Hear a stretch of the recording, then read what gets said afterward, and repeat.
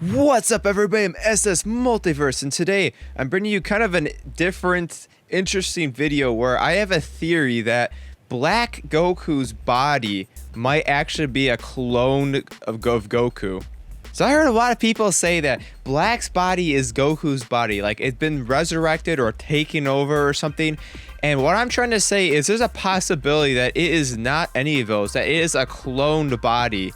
And cloned meaning that it's not his original body, it was his body recreated in some way, shape, or form. Now, what I mean by that is I have a couple possibilities what I mean by that, but the most obvious one is that it's literally a clone of Goku. Like Zamasu somewhere along the line or somebody else took Goku's DNA or blood and literally cloned him like they did in Bio Broly and make a new one. I know it's a filler, not canon movie, but I'm just saying this like as an example, like they just took his DNA and they made it a new Goku. That's not the original Goku technically, it's a new Goku. It just has all the traits of him and it looks like him as well. Now with this theory, I still would have to say that something's possessing that new Goku's body because obviously he has ki that's similar to Zamasu and he has God ki. So if those two things tell me that it still would have to be a god or something possessing him, but I still think that this theory could work because it explains why he has Goku's abilities. And just look at that guy. I mean, just look at Black. Come on, it's Goku. They had to get a Goku's body somewhere along the line.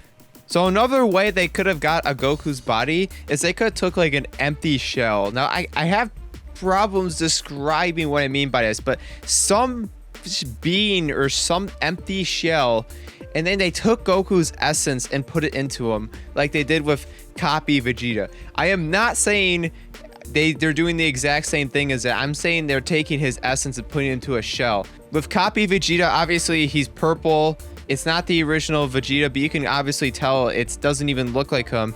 I'm not saying they're using that method. I'm saying they're taking an empty shell and then stealing Goku's essence and putting it into it. The scene with Copy Vegeta was filler, yes. And the only reason why I'm bringing it up is to give you guys kind of like a picture of what I mean. Like when the guy stole Vegeta's body and then he slowly faded out of existence. That's what I mean by stealing Goku's essence. But it wouldn't be put into some purple goo monster. It'd be put into like some shell of some sort and it would probably recombine to make Goku, in which of God would take over it. The last thing they could have done is they could have just wished to have a Goku's body. I know that sounds really weird. Or just something so they could take over that it has.